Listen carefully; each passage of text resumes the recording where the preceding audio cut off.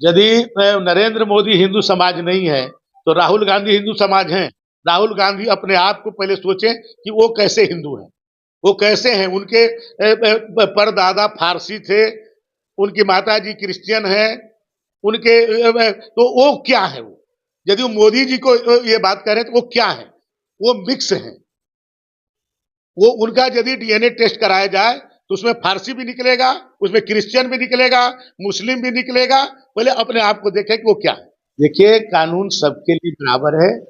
कानून किसी दल और किसी पद के कारण नहीं, कानून सर्वोच्च है। ये मोदी जी और योगी जी के सरकार में संविधान सर्वोच्च है। संविधान के दायरे में जो भी आएगा, चाहे वो कितने भी ताकतवर क्यों न हो, कानून अपना काम करेगी। ये सपा और बसपा के कानून नहीं है कि उस समय जो कानून के रक्षक को ही घसीटा जाता था। लखनऊ के राजधानी में पुलिस उपाधीक्षक जैसे अधिकारी को समाजवादी पार्टी के गुंडे घसीटते थे, आज वही पुलिस है। आज एक पुलिस के सिपाही को आप केवल गिरबान पकड़िए, उनका कलेजा निकाल दे। एक आखिरी सवाल, अयोध्या और काशी का जिक्र लगातार सदन में किया जा रहा है। अखिलेश यादव हो चाहे राहुल गांधी हो, जिस तरीके से बीजेपी अयोध्या में हारी, उसको लेकर के लगातार सदन में जो प्रहार किया जा रहा है। ये सही है कि हम अयोध्या में हारे।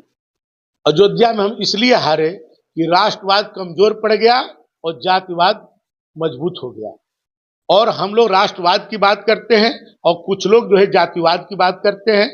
बस इतनी ही अंतर है और कोई अंतर नहीं। बाकी है कि उपचुनाव भी होने वाला है, क्या लगता है कि उपचुनाव में अपने चुनाव में दावा कर रहे हैं अखिलेश यादव की हम जो है उत्तर प्रदेश में टीम पेश करेंगे। देखिए, अखिलेश यादव जी हर समय दावा करते थे। वो 2014 में मुख्यमंत्री थे, उनके पैरों तले जमीन खिसक गई, उनको पता नहीं चला। 73 सीटें भारतीय जनता पार्टी पाई। 2017 में वो मुख्यमंत्री थे, वो जो है समझ ही नहीं पाए और 300 से ज्यादा सीट जो है भारतीय जनता पार्टी पाई। और 2019 में अपने घोर विरोधी बहुजन समाज पार्टी को साथ कर लिए। लोग कहते हैं कि पूर्व और पश्चिम कभी एक नहीं हो सकता, उसी तरह लोग कहते थे कि बहुजन समाज पार्टी और सपा कभी एक नहीं हो सकती। दोनों के नेचर में बहुत फर्क है, लेकिन दोनों मिल करके मोदी जी के लहर को नहीं रोक पाए। और 2019 में आप देखें कि हम 64 सीटें पाए। उसके बाद 2022 में अखिलेश जी कहते थे कि 400 सीट हम पाएंगे और 3 में पूरा विपक्ष रहेगा। जनता ने उनको बता दिया कि सीट किसको होगी। 2024 में आज ये लोग कोई चुनाव नहीं जीते हैं। 37 सीटें जीत लेना ये नहीं है कि इन्होंने पूरी सरकार बना रहे हैं, लेकिन इन्होंने एक अफवाह फैलाई। ये अफवाह फैलाई कि संविधान बदल देंगे, 400 सीट पा गए मोदी जी तो संविधान बदल देंगे, आरक्षण खत्म कर देंगे। इस अफवाह में ये सफल हो गए, इसलिए इनको इतनी सीटें मिल गई। इनके तो लोग चुनाव लड़ने के लिए तैयार नहीं थे। इनके कितनी बार, दर्जनों बार प्रत्याशी बदले। एक एक लोकसभा आपको ऐसे मिलेंगे जहां पर इन्होंने दर्जनों बार प्रत्याशी बदल दिया। एक प्रत्याशी नहीं लड़ा, दूसरे को भेजे, दूसरा नहीं लड़ा, तीसरे को भेजे।